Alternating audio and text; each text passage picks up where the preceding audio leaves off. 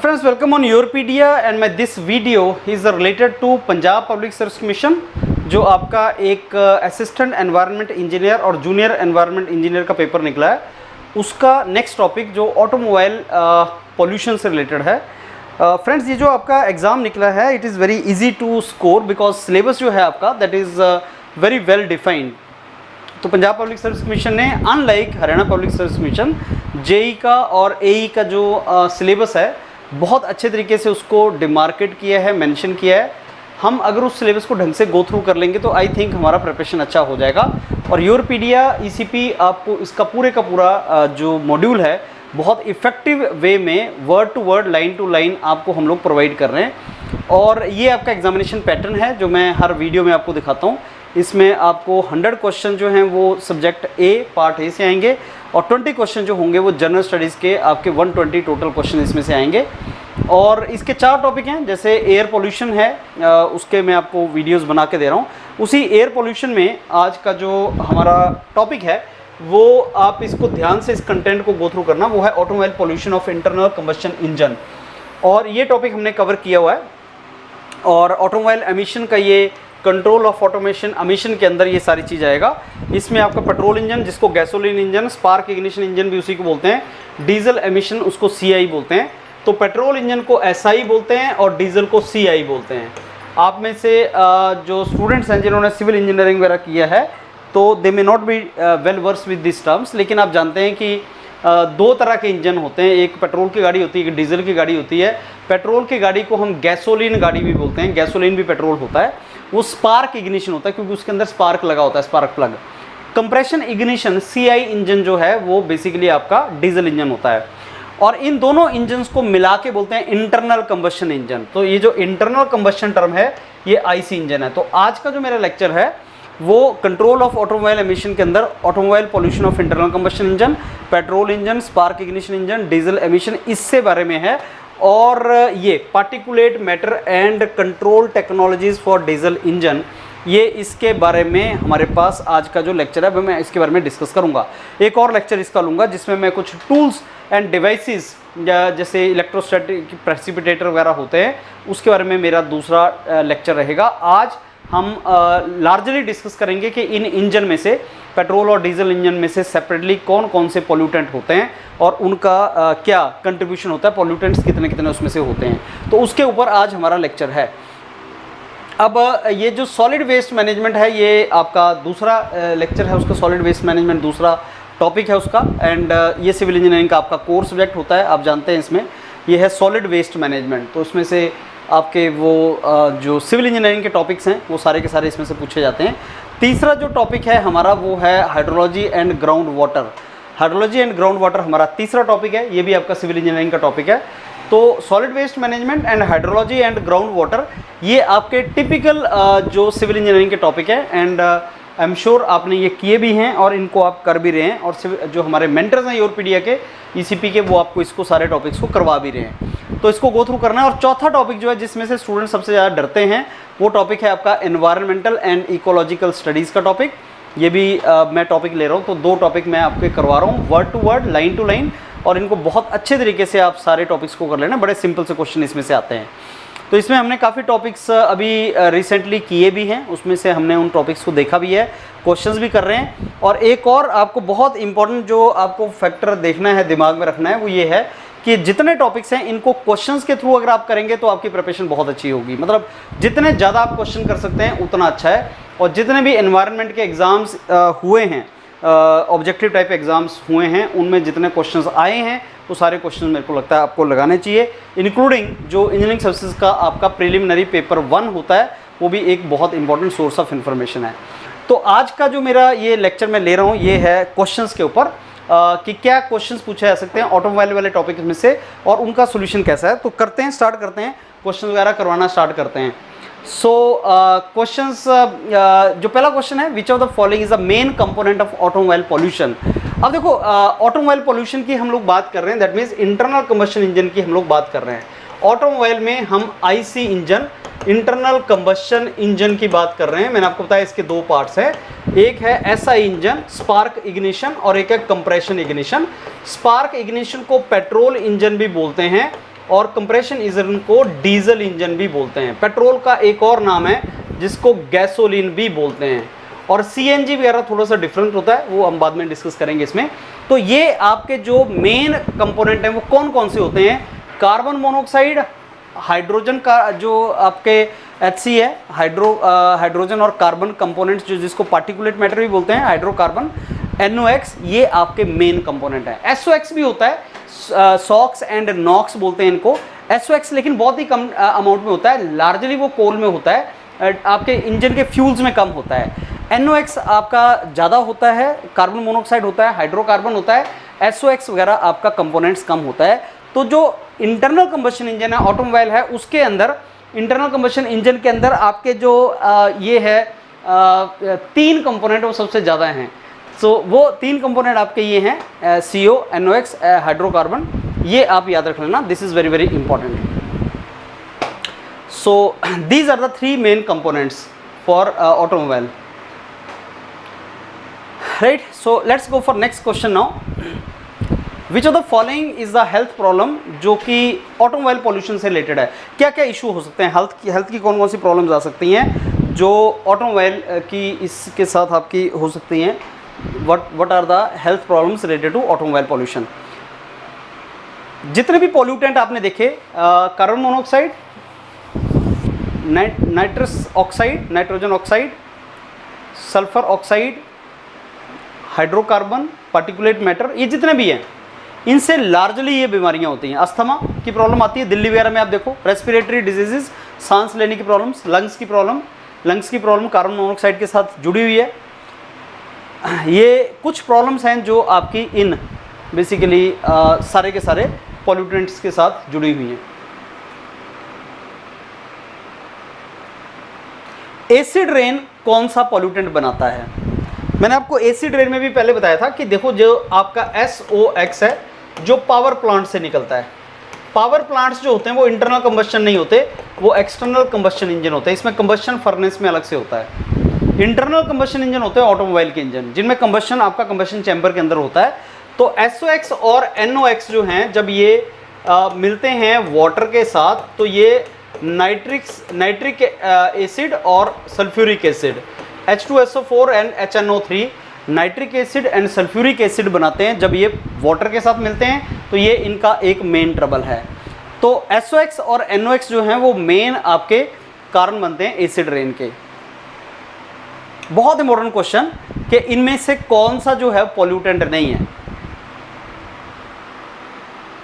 आप जानते हैं एयर के कंपोनेंट्स क्या हैं? एयर के मेन कंपोनेंट्स हैं नाइट्रोजन मैक्सिमम 78%, ऑक्सीजन ऑलमोस्ट 22%, और बहुत कम अमाउंट में कार्बन डाइऑक्साइड एटसेट्रा। तो carbon dioxide air, clean air का कंपोनेंट है। कार्बन डाइऑक्साइड को पॉल्यूटेंट नहीं माना जाता। ये अलग बात है कि कार्बन डाइऑक्साइड जो है ग्लोबल वार्मिंग में सबसे मेन गैस है। ग्लोबल वार्मिंग जो प्रोड्यूस करती है ग्रीन हाउस गैस है कार्बन डाइऑक्साइड, लेकिन उसको पॉल्यूशन नहीं माना जाता, पॉल्यूटेंट नहीं माना जाता। और ये एग्जाम में बहुत बार क्वेश्चन आया है कि क्या कार्बन डाइऑक्साइड एक पॉल्यूटेंट है कि नहीं, और बच्चे उसको कहाँ कंफ्यूज करते हैं कि ग्लोबल वार्मिंग प्रोड्यूस करती है, ग्रीन हाउस गैस है, पॉल्यूटेंट भी है। ग्रीन हाउस गैस होना और पॉल्यूशन होना वो दो अलग चीजें हैं। तो बेसिकली कार्बन डाइऑक्साइड जो ग्रीन हाउस गैस है लेकिन पॉल्यूटेंट नहीं है। तो कार्बन डाइऑक्साइड को पॉल्यूटेंट नहीं मानते।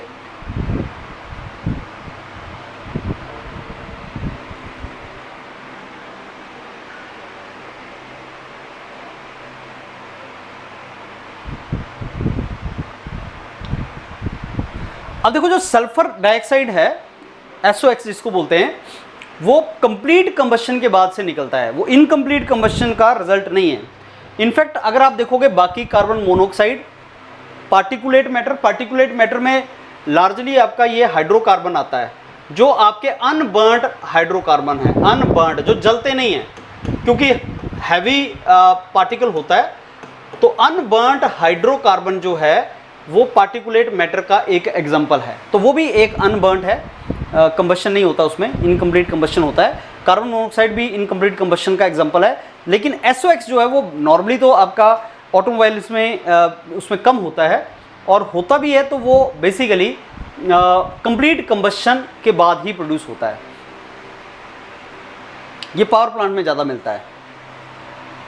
फोटोकेमिकल स्मॉग क्या चीज़ है? बहुत बार एग्जाम में क्वेश्चन आया है ऑटोमोबाइल पॉल्यूशन से कि फोटोकेमिकल स्मॉग क्या चीज़ है, कैसे बनता है।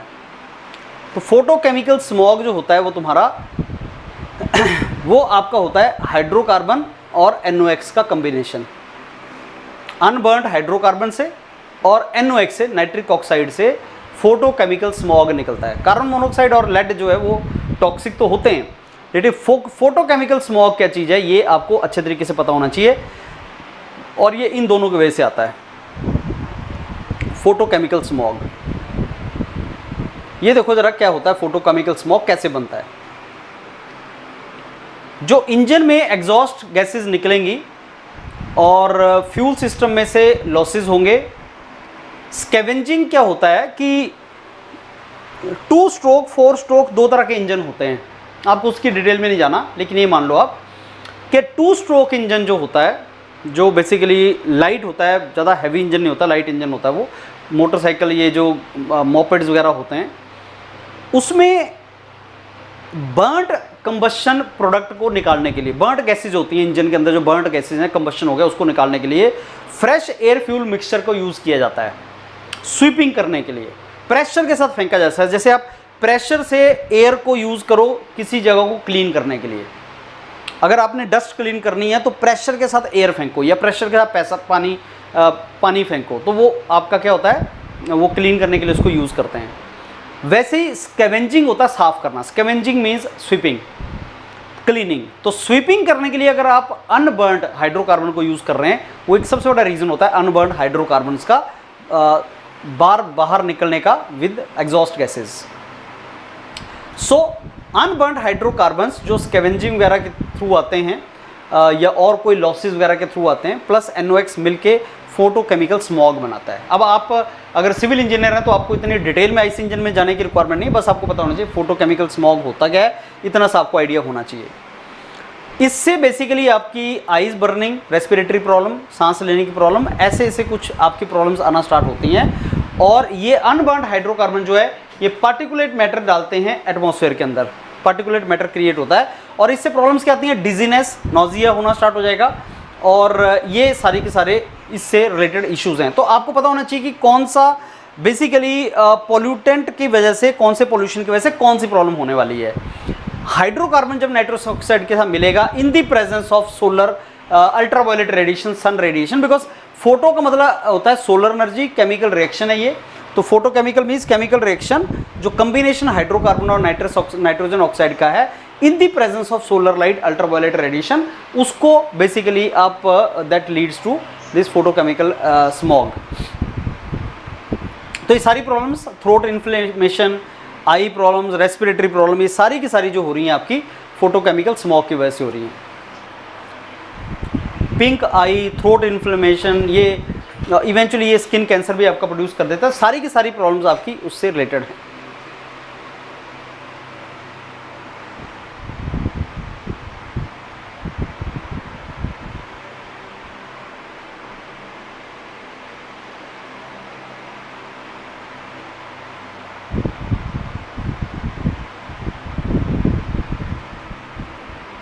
अगर सफिशिएंट सप्लाई ना हो एयर की, इनसफिशिएंट सप्लाई हो एयर की कंबशन के टाइम पे, तो कौन सी प्रॉब्लम उसकी वजह से आती है, कौन सा? ऑब्वियसली अगर कंप्लीट कंबशन होगा तो कार्बन डाइऑक्साइड निकलेगी, ऑक्सीजन कंप्लीट होगी। Carbon plus sufficient oxygen gives you basically, अगर मैं हाइड्रोकार्बन आपको दे दूं, जो भी हाइड्रोकार्बन मतलब जो भी फ्यूल होगा, अगर मैं उसको ऑक्सीजन के साथ कंप्लीट कंबशन दे दूं तो कंप्लीट कंबशन में ये प्रोड्यूस होता है।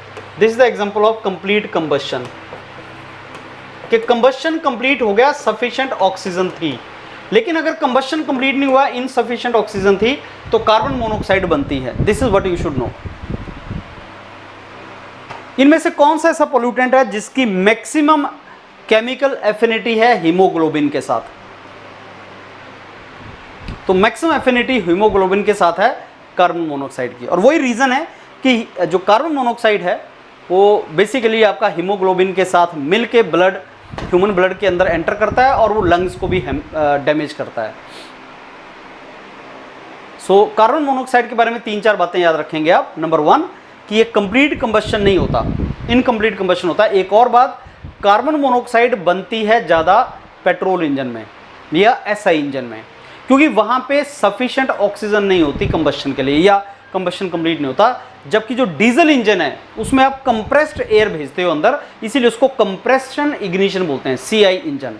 कंप्रेस्ड एयर जब भेजते हो तो वहाँ सफिशिएंट ऑक्सीजन होती है, और अगर ऑक्सीजन सफिशिएंट होगी तो कार्बन मोनोऑक्साइड नहीं बनेगा। तो पेट्रोल और डीजल इंजन में से आपका कार्बन मोनोऑक्साइड ज़्यादा कहाँ बनती है?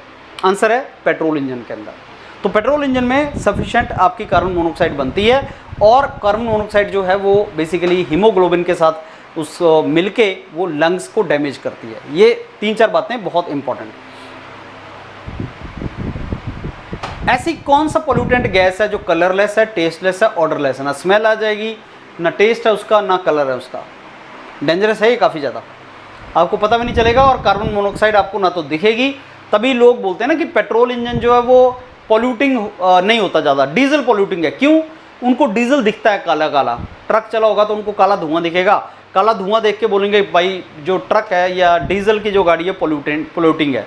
और वो जो काला धुआं होता है वो किस वजह से होता है? हाइड्रोकार्बन की वजह से होता है। जो आपका डीजल है, हाइड्रोकार्बन, अनबर्न्ड हाइड्रोकार्बन जो पार्टिकल हैं वो बड़े साइज के होते हैं, लार्ज साइज के होते हैं, इसलिए वो दिखते भी हैं, और उनकी ऑर्डर भी होता है, उनकी स्मेल भी होती है। तो काला धुआं दिख रहा है, स्मेल भी आ रही है, तो आपको लगता है कि डीजल जो है पॉल्यूटिंग है, लेकिन उसके अंदर कंप्लीट कंबशन हो रहा है। कार्बन मोनोऑक्साइड बन रही है पेट्रोल इंजन के अंदर, पेट्रोल इंजन के अंदर बन रहा है कार्बन मोनोऑक्साइड, वो जो ना आपको दिखता है ना उसकी स्मेल आती है, लेकिन लंग्स को अटैक करता है। तो अगर आपसे कोई भी पूछेगा डीजल और पेट्रोल में ज़्यादा जो है वो पोल्यूटिंग इंजन कौन सा है, तो 90% लोग बोलते हैं सब डीजल। डीजल बड़ा पोल्यूटिंग है, पेट्रोल की गाड़ी लो, उससे धुआं नहीं निकलता, वो साफ गाड़ी होती है, लेकिन वो ज़्यादा पोल्यूटिंग आपका होता है क्योंकि वो हार्मफुल है ह्यूमन बीइंग के लिए। किस गैस की वजह से लाइट, हेडेक और वर्टिगो, सिर घूमता है? सिर कौन सी गैस से घूमेगा? अगेन भाई साहब ये है कार्बन मोनोऑक्साइड, पढ़ लो इसको ढंग से। कार्बन मोनोऑक्साइड पेट्रोल इंजन के अंदर बनती है, और मैंने आपको बताया कि एग्जाम की तैयारी करने का बेस्ट तरीका है जो प्रीवियस ईयर्स में क्वेश्चन आए हैं, PYQs हैं और MCQs हैं और PYQs हैं, उनको ढंग से कर लो। उनको अगर आप रिवाइज कर लेंगे तो आपकी तैयारी बहुत अच्छी हो जाएगी। और क्वेश्चन जो है बेस्ट तरीका होता है प्रीवियस ईयर्स के क्वेश्चन, जहाँ पे भी इन्वायरमेंट के MCQs आए हैं, प्योरपीडिया ECP आपको उसको दे रहा है, उसको तैयार कर लो। ऐसा कौन सा पोल्यूटेंट है जो हाई टेम्परेचर के साथ लिंक्ड है? जो हाई टेम्परेचर होने की वजह से होता है, ऐसा कौन सा पोल्यूटेंट है जो हाई टेम्परेचर से रिलेशन है जिसका?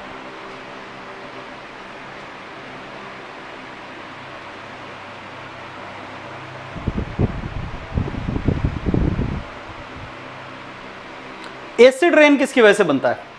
मैंने आपको एसिड रेन के बारे में पहले बता दिया। एसिड रेन में 2 चीज़ आती है, एक सल्फ्यूरिक एसिड आता है H2SO4 और एक आता है आपका नाइट्रिक एसिड।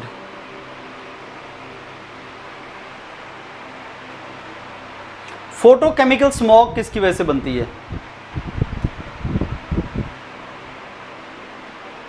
फोटोकेमिकल स्मॉग हमने पहले बोल दिया, NOx और हाइड्रोकार्बन की वजह से बनती है, NOx एंड हाइड्रोकार्बन की वजह से। ऐसी कौन सी चीज़ है जो NOx को ऑटोमोबाइल में बनाता है? ये बहुत इंपॉर्टेंट क्वेश्चन है। High temperature, high oxygen, high time, high sufficient time, मतलब सब कुछ ज़्यादा हो, टाइम भी कंबशन के लिए ज़्यादा हो, ऑक्सीजन भी ज़्यादा हो, टेम्परेचर भी ज़्यादा हो। अगर ऑक्सीजन ज़्यादा होगी तो कंबशन पूरा होगा। कंबशन अगर देखो एक्सेस ऑक्सीजन होगी तो कंबशन कंप्लीट होगा। कंबशन कंप्लीट होगा तो ऑब्वियसली एनर्जी ज़्यादा निकलेगी, टेम्परेचर ज़्यादा होगा, और ज़्यादा एनर्जी और ज़्यादा कंबशन के लिए टाइम भी ज़्यादा चाहिए होता है। तो NOx जो ज़्यादा बनता है आपका, वो 3 कंडीशन चाहिए तब बनता है। कंबशन पूरी तरह से होना चाहिए, टाइम सफिशिएंट हो उसके लिए, और ऑक्सीजन भी सफिशिएंट हो। कंबशन बिना ऑक्सीजन के तो हो नहीं सकता। अगर ऑक्सीजन के सफिशिएंट नहीं है तो कंबशन नहीं होगा, कंबशन नहीं होगा, एनर्जी रिलीज नहीं होगी, एनर्जी रिलीज नहीं होगी, टेम्परेचर ज़्यादा नहीं होगा। तो NOx जो ज़्यादा मिलता है भाई साहब, वो मिलता है कि सफिशिएंट कंबशन हो, टाइम ज़्यादा मिले, टेम्परेचर ज़्यादा हो, तो NOx आपका प्रोड्यूस होता है।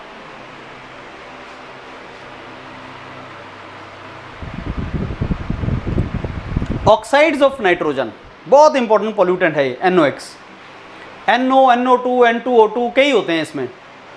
हाई कंबशन टेम्परेचर इंजन के अंदर प्रेजेंट होता है और ये भी हीमोग्लोबिन के साथ मिल जाता है। कार्बन मोनोऑक्साइड और NOx दोनों को याद रखना भाई साहब, ये दोनों आपके हीमोग्लोबिन के साथ मिलकर लंग्स में आपको डैमेज करते हैं। NOx भी डैमेज करता है और आपको ये भी डैमेज करता है, दोनों डैमेज करते हैं। नाइट्रिक एसिड भी बनाता है, एसिड रेन भी बनाता है।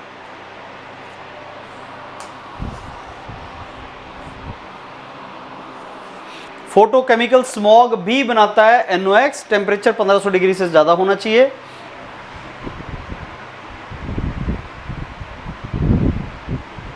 इसको डॉक्यूमेंट को जरूर गो थ्रू कर लेना। अच्छा, कार्बन मोनोऑक्साइड का कलर क्या होता है? कलरलेस होती है। नाइट्रोजन ऑक्साइड का क्या होता है? रेडिश ब्राउन टॉक्सिक कलर होता है। ये आंखें, लंग्स, रेस्पिरेटरी, फोटोकेमिकल स्मॉग बनाता है। ये एसिड रेन भी बनाता है। ये ओजोन लेयर को भी खा जाता है। और 3 कंडीशन जो मैंने आपको बताई वो ये होनी चाहिए।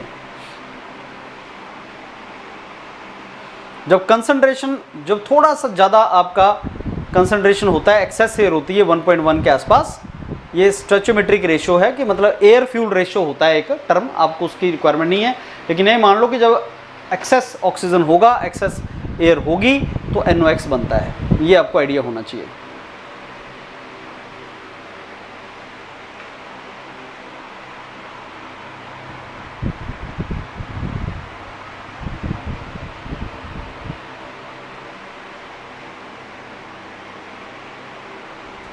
ऐसा इनमें से कौन सा कंपोनेंट है जो आपका ऑटोमोबाइल कंबशन में नहीं होता? हमारा लेक्चर स्टार्ट हुआ था कि ऑटोमोबाइल के अंदर कौन से मेन पॉल्यूटिंग कंपोनेंट होते हैं।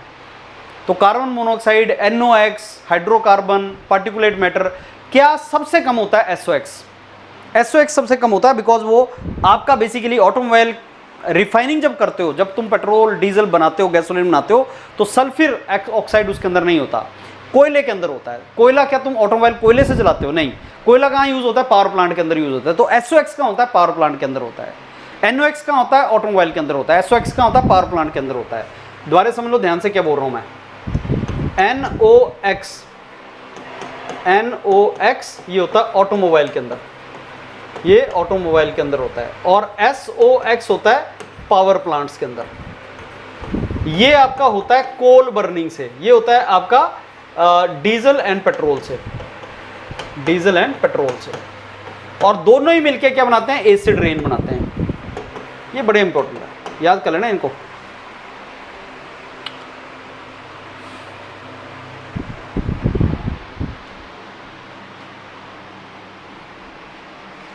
अगर आप एनवायरमेंटल इंजीनियर हैं, आप सिविल इंजीनियरिंग एनवायरमेंट जॉब के लिए जा रहे हैं, तो आप बहुत लकी हैं, बिकॉज बहुत सी जॉब्स और बहुत से एग्जाम्स एनवायरमेंट से रिलेटेड आते रहते हैं। ढंग से तैयारी करो and you will clear these exams. ये PM क्या चीज होती है भाई साहब? पार्टिकुलेट मैटर क्या होता है? जो आपका मैटर पार्टिकल की फॉर्म में है। पार्टिकल मैटर 2.5 PM10, ये बड़े साइज का होता है, डस्ट पार्टिकल होता है जैसे। ये छोटे साइज का होता है, ये स्मोक में होता है। PM 2.5 means 2.5 micron metre. Micron कितना होता है? 10⁻⁻⁶ मीटर। अगर साइज उस पार्टिकल का, डायमीटर उस पार्टिकल का माइक्रोन में कितना है? 2.5 माइक्रोन है। तो दिखता नहीं है वो, जैसे स्मोक दिखता है इकट्ठा, एक पार्टिकल थोड़ी दिखेगा। डस्ट दिख जाती है, 10 माइक्रोन दिख जाता है। और जो तुम्हारा हेयर होता है, बाल, ये जो हेयर है, इसका डायमीटर होता है 50 माइक्रोन। अब तुम सोच लो 2.5 कितना होगा। जो 10 है वो 1/5 है। बाल का डायमीटर लो, एक बाल लो, उसका डायमीटर लो, वो 50 माइक्रोन होता है। तो ये 10 माइक्रोन डस्ट पार्टिकल, छोटा सा, जो सी साइड पे आपको डस्ट पार्टिकल मिलेगा। तो पार्टिकुलर मैटर जो है वो क्यों होता है, क्या रीजन है उसके? सारा हाइड्रोकार्बन, अनबर्न्ड हाइड्रोकार्बन होता है, लेड होता है उसके अंदर, SOx होता है उसके अंदर। ये सारे के सारे पार्टिकुलेट मैटर प्रोड्यूस करते हैं। ये सारे के सारे पार्टिकुलेट मैटर हैं। ये बड़े साइज के पार्टिकुलेट मैटर हैं, पार्टिकुलेट मैटर होते हैं सारे के सारे, राइट। अगला क्वेश्चन है सेकेंडरी पोल्यूटेंट ओजोन क्या होता है? देखो, primary pollutant and secondary pollutant दो अलग चीज है। प्राइमरी पोल्यूटेंट वो होता है जो फर्स्ट टाइम प्रोड्यूस हो रहा है, जैसे कार्बन मोनोऑक्साइड प्रोड्यूस हो रहा है, NOx प्रोड्यूस हो रहा है, SOx प्रोड्यूस हो रहा है, वो प्राइमरी। इनके मिलने से जो बनता है वो सेकेंडरी है। तो ओजोन जो है वो पहली बार नहीं निकल रहा है इंजन से, ओजोन इनके कॉम्बिनेशन से बनेगा। किसके कॉम्बिनेशन से? हाइड्रोकार्बन और NOx इनको मिला के ओजोन बनता है। इसका मैं आपको कहीं पे एक्सप्लेन करके बताऊंगा कि क्या केमिकल रिएक्शन है। इंपॉर्टेंट नहीं है वो केमिकल रिएक्शन, लेकिन बनती है, सेकेंडरी पॉल्यूटेंट है वो।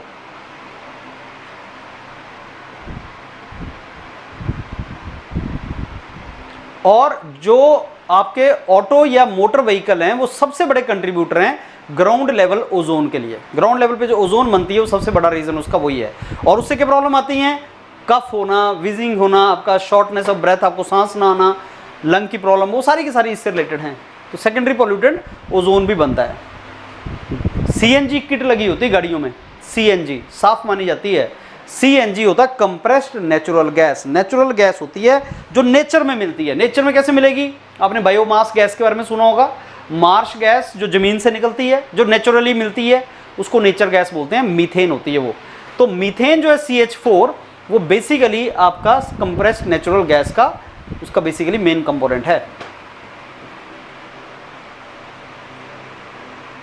इवन एडवांस जो कंट्रीज है ना, US जैसी, उसमें भी वेहिकुलर पोल्यूशन जो है 50 से 60% टोटल एयर पोल्यूशन को कंट्रीब्यूट करता है। मतलब मेजॉरिटी जो एयर पोल्यूशन है वो व्हीकल्स की वजह से होता है। दैट इज अ रीजन हम लोगों को अगर एनवायरमेंटल जॉब्स के लिए जा रहे हैं तो हमें वेहिकुलर पोल्यूशन को बहुत ढंग से अंडरस्टैंड करना है, रिवाइज करना है, बिकॉज ये बहुत ज़्यादा कंट्रीब्यूट करता है और लोगों की हेल्थ के साथ बहुत ज़्यादा इसका इम्पैक्ट होता है। तो वेहिकुलर पोल्यूशन एक इंपॉर्टेंट पार्ट है उसका। अगर ऐसा ही पेट्रोल इंजन के बारे में, एमिशन सोर्स के बारे में पूछा जाए कि जो पेट्रोल इंजन है उसमें से आपका एग्जॉस्ट या पोल्यूशन निकल कहां से रहा है पेट्रोल इंजन में से, तो उसके 3 सोर्स हैं। देखो, एक तो एग्जॉस्ट जो पाइप लगी होती है जो आपको दिखती है जहां से निकलना है। एक इवेपोरेटिव एमिशन होता है, मतलब वेपोराइज बन जाना, फ्यूल वैसे ही आपका लॉस हो जाना, कई बार स्मेल आएगी आपको, बाहर लीकेज हो रहा होगा। क्रैंक केस आपका कंबशन चैम्बर के अंदर होता है, तो उसमें से भी आपका एमिशन होना, अगर आप समझ पाएं तो इस तरीके से होता है इंटरनल कंबशन इंजन। अगर आपने कभी देखा हो, ये पिस्टन सिलेंडर मैकेनिज्म होता है, ये कनेक्टिंग रॉड होती है, क्रैंक शाफ्ट होता है, ये क्रैंक केस है। तो जो फ्यूल कंबशन करता है वो यहाँ से आता है, एग्जॉस्ट यहाँ से बाहर जाता है। पेट्रोल या डीजल एंड एयर आपकी यहाँ से अंदर जाती है, ये कंबशन चैम्बर है, ये पिस्टन है जो रेसिप्रोकेट करेगा, ये कनेक्टिंग रॉड है, ये क्रैंक शाफ्ट है, ये रोटेट करेगा। तो इस पूरे के पूरे मैकेनिज्म में जब आपके वॉल्व लगे होते हैं यहाँ पे, तो ये वॉल्व आपके इनलेट एंड एग्जॉस्ट वॉल्व आपके खुलते हैं, बंद होते हैं, पोर्ट होते हैं यहाँ पे। तो कुछ ना कुछ हाइड्रोकार्बन फ्यूल आपका लॉस होगा, बाहर निकलेगा, वो भी एक लॉस है आपका। तो अकॉर्डिंगली इन कम्बिनेशन में ले दे के हमारा सारे का सारा जो पेट्रोल इंजन है उसका यहाँ से ये 3 डोमेन्स हैं जहाँ से आपका सारे का सारा इसमें आपका पोल्यूशन क्रिएट होता है। Exhaust emission, evaporative emission, crank case emission.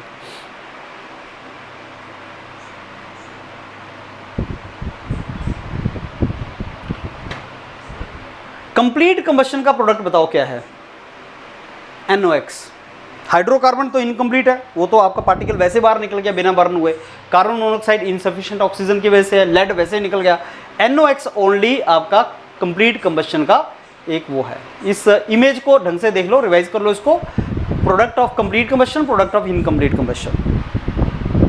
देखो, जो चीज़ तो तुम्हें समझ आ रही है, सिविल इंजीनियर हो आप, इंटरनल कंबशन इंजन आपका डोमेन नहीं है, लेकिन जो समझ आ रहा है, मेरे को लगता है 80-90% समझ आ जाएगा, उसको तो समझ लो। जो नहीं समझ आ रहा है उसको वैसे थोड़ा सा याद करना है आपको। जिसको रट्टा मारना बोलते हैं, तो भाई मारना पड़ेगा थोड़ा बहुत रट्टा, अगर एग्जाम निकालना है तो उसको थोड़ा सा रूट मेमोराइज करो and go for your exam.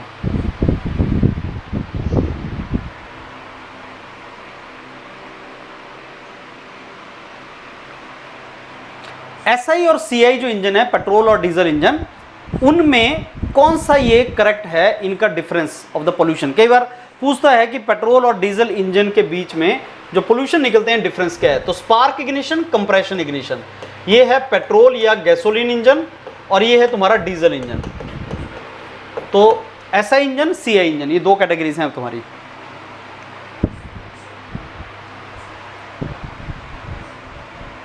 SI engine में कम अमाउंट होता है पार्टिकुलेट मैटर, CI इंजन में एक्सेस ऑक्सीजन होती है तो कार्बन मोनोऑक्साइड कम बनती है, और diesel engine large amount of particulate matter देता है। बिल्कुल सही बात है, सारे सही है, ऑल आर करेक्ट। इसका लेक्चर जरूर अटेंड कर लेना, जो हम बाद में डिस्कस करेंगे। तो ये कुछ डिफरेंस है गैसोलीन और डीजल इंजन के पॉल्यूटेंट्स के बीच में। ये जो मैंने लेक्चर में मैंने लेक्चर लिया है ऑटोमोबाइल के ऊपर, उसको ढंग से एक बार सुन लेना। ये क्वेश्चन की क्लास है, लेक्चर की क्लास में इसको हमने डिस्कस किया हुआ डिटेल में। एक और क्वेश्चन इन्हीं से रिलेटेड, एसआई सीआई इंजन से related. SI engine high temperature होता है कंबशन चैम्बर के अंदर, बिल्कुल सही है। सीआई इंजन ज़्यादा हाइड्रोकार्बन अनबर्न्ड को रिलीज करता है, बिल्कुल सही, काला धुआं उसी से बनता है। तो ब्लैक स्मोक जो बनता है हाइड्रोकार्बन से बनता है, जो बिना बर्न किए बाहर आते हैं। लेसर कार्बन मोनोऑक्साइड निकालता है सीआई इंजन, क्योंकि इसमें सफिशिएंट ऑक्सीजन होती है। इसका हाई टेम्परेचर होता है, इसलिए SOx इसी में बनता है। इसको गो थ्रू करो, समझ आ जाएगा।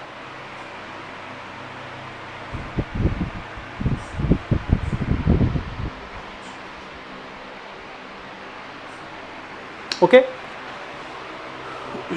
ये क्वेश्चन नेक्स्ट, पार्टिकुलेट मैटर किस इंजन में नॉर्मली देखने को मिलता है?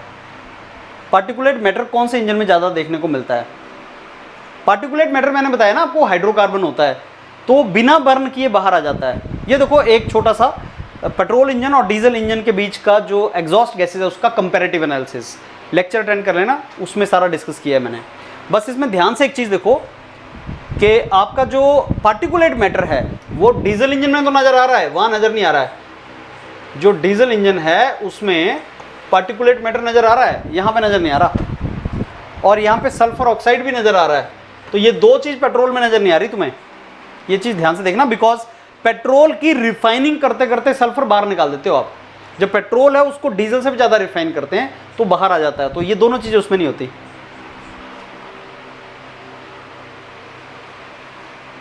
इंपॉर्टेंट डायग्राम है, लेक्चर में मैंने इसको एक्सप्लेन किया हुआ है, इस डायग्राम को समझ के जाना है।